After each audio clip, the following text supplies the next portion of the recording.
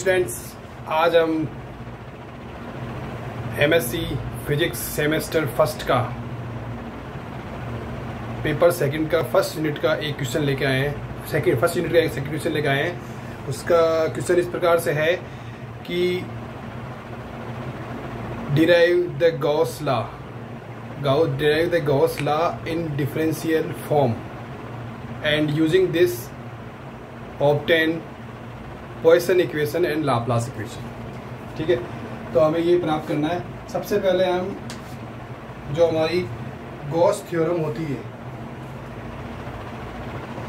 जैसे कोई one surface होता है एस, ठीक है ना, ये वन सरफेस होता है और इससे गुजरने वाला जो फ्लक्स होता है वो हम किस प्रकार से लिखते हैं, मतलब इलेक्ट्रिक फ्लक्स फाई बराबर होता है E डॉट डी ए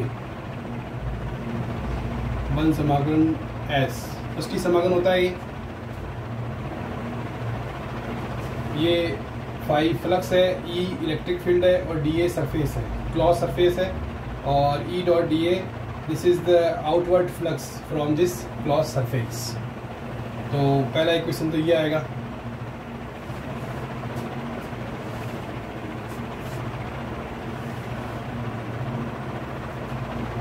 अब एक हम इसमें पॉइंट चार्ज Q रखते हैं, तो इससे जो इलेक्ट्रिक फील्ड बाहर की ओर जाएगा वो इलेक्ट्रिक फील्ड हम निकाल सकते हैं पॉइंट चार्ज के कारण KQ अपॉन R स्क्वायर, या इसको लिख सकते हैं 1 upon 4 pi epsilon 0 1 upon R square या Q अपॉन R स्क्वायर। इसको अगर वेक्टर फील्ड में लिखेंगे तो हो जाएगा ये R कैप, ठीक है ना। तो हम इसमें अब जो इक्वेशन लेंगे वो लेंगे, एक इसको स्फीयर लेंगे, स्फीयर इस तरह से, ठीक है ना, और ये पॉइंट चार्ज Q और इस तरह से इससे फ्लक्स बाहर आ रहा है इलेक्ट्रिक फील्ड, ठीक है ना। तो इलेक्ट्रिक फील्ड बाहर आ रहा है तो उससे गुजरने वाला फ्लक्स जैसे ये E डॉट डी ए, E की जगह तो हम ये लिख देंगे KQ upon R square 1 upon 4 pi epsilon 0 Q upon R square R cap dot. अब हमारे DA होता है, ठीक है ना। DA स्फेरिकल कोऑर्डिनेट में क्या होता है, DL थीटा DL एक minute DL R DL theta DL phi होता है। आपने अगर पढ़ा हो तो पहले कभी, जैसे इस तरह से तीन एक्सिस होते हैं, ये X ये Y ये Z, ठीक है ना। तो जैसे R ये अपन ने एक पॉइंट वेक्टर लिया OP, तो R की तो लिमिट होती है 0 से अनंत, ये होता है R वेक्टर, ठीक है ना। O से B तक ये होता है R वेक्टर। तो ये हो सकता है 0 से लेके अनंत लंबाई का, ये तो होती है R की लिमिट, ठीक है। और इसके बाद में जैसे थीटा लेते हैं, थीटा होता है प्लस Z से माइनस Z तक, मतलब थीटा की लिमिट होती है 0 से पाई तक। हम इसको प्लस Z से माइनस Z तक नापते हैं। और इस OP का जो प्रक्षेप होता है XY तल में OP डैश, तो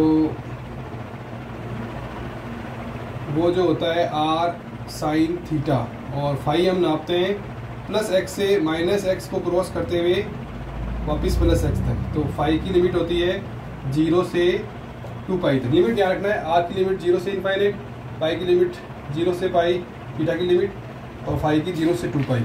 फाई नापते हैं हम प्लस X से लेके माइनस X को क्रॉस करते हुए वापस प्लस X तक। तो ये इस तरह से नापते हैं, XY इस प्लेन में है, ठीक है ना। तो उस तरह से ये नापते हैं, ये मैंने बताया है लिमिट किस तरह से होती है। और इसमें जो DA का मान होता है वो ये होता है DL R DL थीटा। अब जैसे DL लिखते हैं हम, DL वेक्टर, तो R की दिशा में तो R d r plus r d theta, ये आर कैप, ये theta cap plus r sine theta d phi phi cap. इस तरह से लिखते हैं। इसका ऐसे आता है, शॉर्टकट में बता देता हूँ कि ये जैसे ये पूरा आर है, ठीक है ना, तो ये यहाँ से ये जो होता है ना, ये डी आर, ठीक है, ये डी आर इसका मतलब इसमें छोटी वर्दी, और तो आर के दिशा में जो घटक आता है वो केवल डी आर आता है, सॉरी, तो ये केवल डी आर आता है आर के दिशा में, डी आर आर के, ठीक है। और थीटा के दिशा में, थीटा के दिशा में जैसे अब इस तरफ इसका घटक लेते हैं, थोड़ा सा इधर विस्थापित करते हैं इस तरह से, तो ये जो चाप होता है वो होता है आर डी थीटा, तो वो आ जाता है आर डी थीटा, थीटा के। और sine theta, r sine theta d phi, ये जैसे एंगल है फाई या डी फाई एंगल है, ये फाई एंगल है, ये पूरा तो एंगल फाई है। यहाँ एक छोटा सा एंगल लेते हैं डी फाई, तो ये जो चाप आता है, ये जो चाप, ठीक है ना, r sine theta d phi आता है, तो ये इस तरह से ये आ जाता है। अब मेन बात ये आती है कि जैसे एक तो हम डी ए वेक्टर निकालते हैं जिसकी दिशा आर के दिशा में होगी, तो आर के दिशा में होगी, जैसे अगर एक्स के दिशा में अगर किसी सरफेस की दिशा होगी तो वो सरफेस होगा वाई जेड प्लेन में, हम समझते हैं। तो आर के दिशा में अगर कोई सरफेस की दिशा होगी, सरफेस वेक्टर आर के दिशा में है, तो वो थीटा और फाई बीमा में होगा, तो उसका जो होगा क्षेत्रफल वो होगा r d theta into r sine theta d phi, तो हो जाएगा r square sine theta d phi. इसी प्रकार से हम निकाल सकते हैं, अगर कोई थीटा के डायरेक्शन में कोई सरफेस वेक्टर है तो उसका हो जाएगा डी आर, और ये जैसे r sine theta d r d theta. इसी प्रकार से अगर हम निकालना चाहें कि जैसे फाई कैप की दिशा में, तो आर डी थीटा, इन दोनों का मल्टीप्लिकेशन आ जाएगा। जैसे एक्स के दिशा में निकालना चाहे, एक्स के दिशा में अगर किसी सरफेस का वेक्टर हो तो आएगा d y d z x cap, इस तरह से। ऐसे ही d x d y z cap, इस तरह से। ऐसे ही d x d z y cap, इस तरह से हम निकाल सकते हैं। तो हमें मेनली क्या काम में लेना है, ये जो हमारा स्फीयर है इस पॉइंट के चारों ओर, ये आर कैप दिशा में इसका सरफेस का वेक्टर है, तो हमें थीटा कैप के कोफिशिएंट और फाई कैप के कोफिशिएंट को मल्टीप्लाई करके डी ए निकालना है। तो आर डी थीटा ये वाला, ठीक है ना, तो हम लिख सकते हैं r square sine theta d phi, और आएगा आर कैप। ये हमने डी ए ज्ञात कर दिया है, डी ए वेक्टर। ये थोड़ा सा शॉर्टकट बता दिया, जरूरी था बताना, ये क्वेश्चन में आंसर में लिखना कोई ज़रूरी नहीं है, इतना लिख दो पर्याप्त है। तो सीधा हमने डी ए लिख दिया। फिर हम क्या करेंगे, इसकी लिमिट लगाएंगे। जैसे इसको हम ऐसे कर सकते हैं एस, तो हमारे पास में दो हैं, डी थीटा और डी फाई, मैंने अभी लिमिट बताई थी, तो दो इंटीग्रेशन लगा दो। थीटा पहले है, तो थीटा की लिमिट होती है 0 से पाई, फाई की होती है 0 से 2 पाई, और ये होता है q upon 4 pi epsilon 0 r square r cap dot r square sine theta d phi r cap, ठीक है। तो सबसे पहले इसमें डी फाई आ रहा है, डी फाई में कोई फाई का कोई फंक्शन है ही नहीं, तो डी फाई का हम इंटीग्रेट कर देंगे फाई के सापेक्ष, तो 0 से पाई रहने देंगे, ठीक है। Q upon 4 pi epsilon 0 r cap dot r square sine theta d theta, ये 0 से 2 pi d phi r cap. तो ये जो 0 से 2 पाई डी फाई है, ये एक का इंटीग्रेशन होगा, तो ये हो जाएगा फाई की लिमिट लग जाएगी 0 से 2 पाई, तो ये हो जाएगा 2 पाई, ठीक है। तो हम क्या लिखेंगे, 0 से pi 2 pi q upon 4 pi epsilon 0 r cap dot r cap, तो ये तो 1 हो जाएगा, r square sine theta d theta, ये आ जाएगा।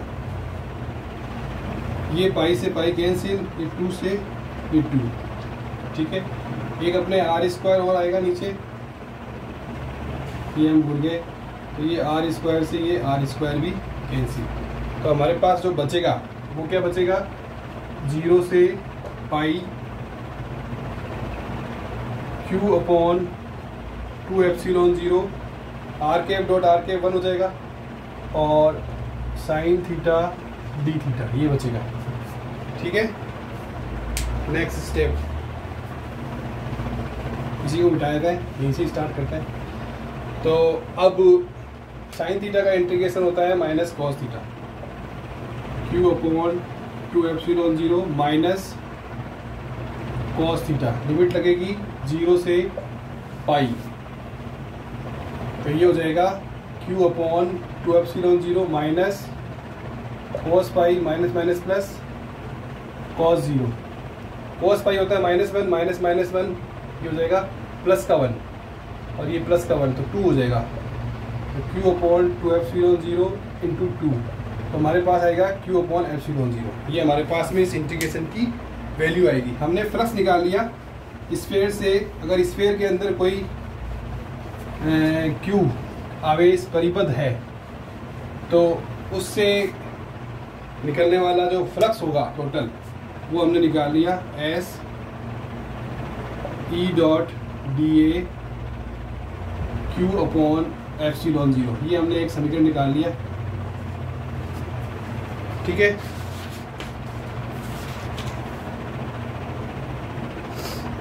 अब हम एक डाइवर्जेंस थ्योरम जानते हैं। जैसे डाइवर्जेंस थ्योरम क्या होती है, सरफेस इंटीग्रल को वॉल्यूम इंटीग्रल में चेंज करने के लिए v डाइवर्जेंस E dv। ठीक है, ये इक्वेशन है। अब इसको भी हम वॉल्यूम इंटीग्रल में लिखना चाहें तो जैसे Q है, Q को हम लिख सकते हैं रो dv, क्योंकि रो एकांक आयतन में आवेश है, उसको आयतन से गुणा करते ही वो आवेश आ जाएगा, तो रो dv लिख सकते हैं। तो समीकरण 2 को हम इस प्रकार से लिख सकते हैं, E dot d a equal to rho dv upon epsilon 0। ठीक है, अब इसका कंपैरिजन करने से डेल डॉट ई बराबर रो अपॉन एप्सिलॉन 0 आ जाता है। देख लो इस इक्वेशन की कंपैरिजन इस इक्वेशन से करने पर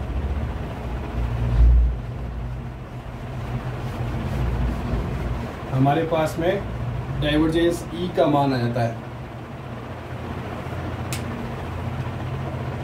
डाइवर्जेंस ई आ जाता है रो अपॉन एप्सिलॉन 0। ये इक्वेशन नंबर 3 देख लेना नंबर। तो ये डिफरेंशियल फॉर्म है ऑफ गाउस लॉ की डिफरेंशियल फॉर्म है। ठीक है, अब हम इलेक्ट्रिक फील्ड को लिखते हैं स्केलर पोटेंशियल के रूप में माइनस ग्रेडियंट v,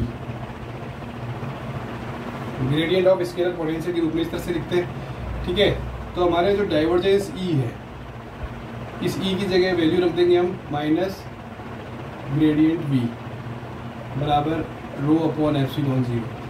तो ये हो जाएगा डेल स्क्वायर v बराबर माइनस रो अपॉन एप्सिलॉन 0। ये जो इक्वेशन आएगी, ठीक है ना, ये इक्वेशन जो 4th आएगी वो पॉइसन इक्वेशन है, it is called Poisson equation. और यदि उस स्फीयर में जो चार्ज है Q एनक्लोज चार्ज है वो 0 हो, या यूँ कह दो रो 0 हो,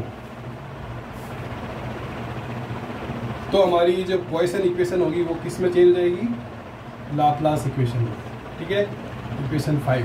इक्वेशन 4 तो पॉइसन इक्वेशन है, it is called Poisson equation, और this is Laplace equation when enclose charge या वॉल्यूम चार्ज डेंसिटी इज 0। तो ये लाप्लास इक्वेशन हमें प्राप्त होगी। तो इस तरह से हमने देखा कि ये एक छोटी सी चीज़ है, परंतु ये आनी चाहिए, कई बार हमें सही ढंग से मिलती नहीं है। तो इसमें यह है कि हमने गाउस लॉ को डिफरेंशियल फॉर्म में लिखा, फिर उसके बाद में हमने पॉइसन इक्वेशन और लाप्लास इक्वेशन प्राप्त की। अब इसके बाद में मैं धीरे धीरे जो टॉपिक लूँगा, ठीक है ना, एक एक टॉपिक आपको बताऊँगा। और उसके क्वेश्चन वाइज हम आंसर करेंगे, ठीक है ना। अब इलेक्ट्रोडायनेमिक्स चलेगा। क्लासिकल मैकेनिक्स का तो काफ़ी कुछ हो गया है, हमने किया है, हमारे चैनल पे मिल जाएगा, पूरी प्लेलिस्ट है। तो अब इलेक्ट्रोडायनेमिक्स के बारे में हम जानेंगे, ठीक है। Thank you very much.